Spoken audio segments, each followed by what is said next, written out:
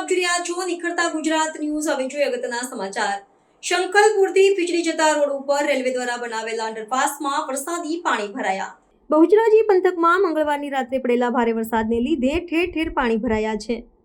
બહુચરાજીના શંખલપુરથી હારીજ બહુચરાજી હાઈવેને જોડતો આ માર્ગ છે. તેમજ શંખલપુરથી ફીંચડી કોઠારપુરા સાપાવાડા હારીજ તરફ જવા માટેનો આ માર્ગ છે. ત્યારે શંખલપુર ફીંચડી રોડ પર રેલવે દ્વારા બનાવેલા અંડરપાસમાં વરસાદી પાણી ભરાઈ રહેતા રાહદારીઓ હેરાન પરેશાન થઈ ગયા છે.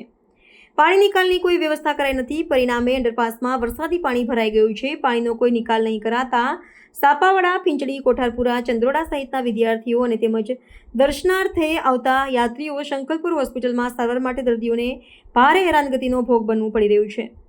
આ રોડ પર બિલેશ્વર મહાદેવનું મંદિર આવેલું હોવાથી શ્રાવણ મહિનામાં અહીં ભાવિ ભક્તો દર્શન માટે મોટી સંખ્યામાં આવતા હોય છે. જેટલી વાર વરસાદ પડે એટલી વાર અંડરપાસમાં પાણી ભરાઈ રહે છે. ના છૂટકે રાહદારીઓને બાજુમાં બનાવેલ પગદંડી પરથી જીવના જોખમે પસાર થવું પડે છે.